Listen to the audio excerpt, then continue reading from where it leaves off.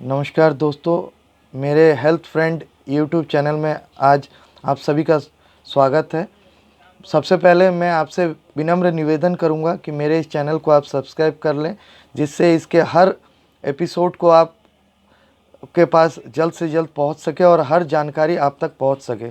आज मैं जिस टॉपिक के ऊपर बोलने आया हूं, उस बीमारी को आप आए दिनों सुनते भी होंगे या आपके परिवार में भी कई लोग इस बीमारी से पीड़ित होंगे।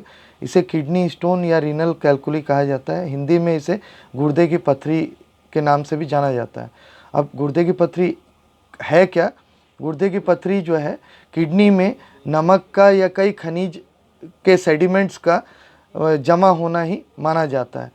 इसके कुछ लक्षणों के बारे में हम विचार कर रहे हैं। इसके प्रारंभिक कुछ लक्षण हैं: पेशाब में जलन होना, बार बार पेशाब लगना, उल्टी, पेट में दर्द होना या पेट से कमर की ओर जाना, जिसको मैं आपको दिखा दे रहा हूँ कि पेट के इस साइड से लेकर के पीछे की ओर कमर की ओर तक जाना, पेट के फ्रंट साइड से लेकर के पीछे कमर की ओर तक जाना, रेडिएटिंग पेन। जब भी रेडिएटिंग पेन की संभावना हो, आप ज़रूर आपके नज़दीक के डॉक्टर से मिलिए। वो ज़रूर आपको अल्ट्रासाउंड लिख के देंगे, तो उससे आपको पथरी की धारणा जो है स्पष्ट हो जाएगी। कई बार पेशाब में खून आना या बार बार पेशाब लगना या पसीना आना, ये भी किडनी स्टोन के लक्षणों में शामिल है।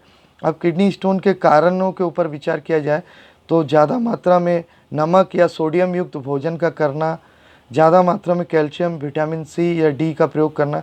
कई बार देखा गया है कि लोग मेडिकल शॉप में जा कर के विटामिन डी या सी या कैल्शियम के टैबलेट्स खुद से अतिरिक्त मात्रा में इस्तेमाल करने लगते हैं। उसके कारण से भी पथरी बनने की संभावना होती है। मोटापा भी एक बहुत बड़ा कारण है पथरी के लिए। उसके साथ साथ लो मात्रा में मैग्नीशियम युक्त भोजन का करना।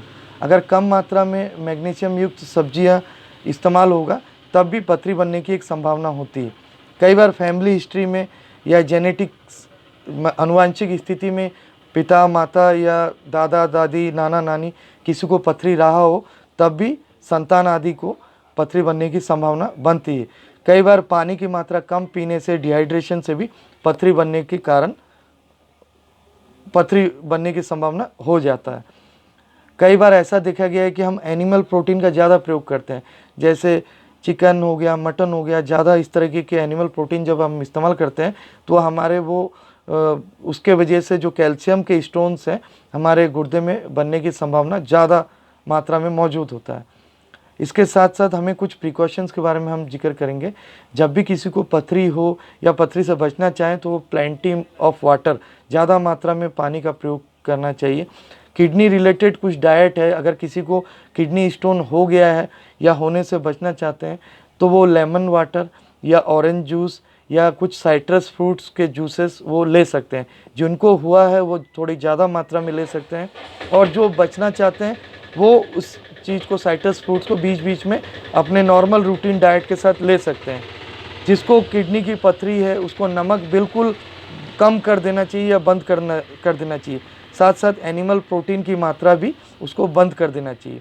मैं आप सभी से एक विनम्र निवेदन करूंगा कि कई बार लोगों का ये धारणा या सोच बना हुआ है कि पथरी हुआ है तो इसको जो है हमको ऑपरेशन करके ही गुर्दे से बाहर करना है, या लिथोट्रॉप्सी या लेप्रोस्कोपी के तकनीक से उसको सुराख के द्वारा ही बाहर करना है। ऐसा कुछ भी नहीं है। आज के समय में होम्योपैथी में जो आयुष मंत्रालय द्वारा मान्यता प्राप्त कई चिकित्सकों के पास और कई कंपनियों ने कई दवाइयों का आविष्कार किया है, जिससे पथरी जो है 15 दिन से लेकर के 6 महीने के अंदर अंदर पेशाब के रास्ते से बाहर हो जाता है। ये निर्भर करता है आपके लक्षणों के ऊपर और पथरी के साइज़ के ऊपर। 5 mm से नीचे वाली पथरी 15 दिन से लेकर के 3 महीने के अंदर अंदर पथरी दवाइयों के द्वारा निकलने की संभावना रहती है। तो मैं आपसे यही कहना चाहूँगा कि आप अपने नज़दीक के किसी भी होम्योपैथी डॉक्टर से मिलिए। आप उनके सामने आप इन लक्षणों को बताइए और उनके इलाज में सहयोग कीजिए, तो आप पथरी से परमानेंटली निरोगी हो सकेंगे। क्योंकि कई बार ऐसा देखा गया है कि ऑपरेशन करने के बाद भी ये बीमारी बार बार होता रहता है। धन्यवाद जी।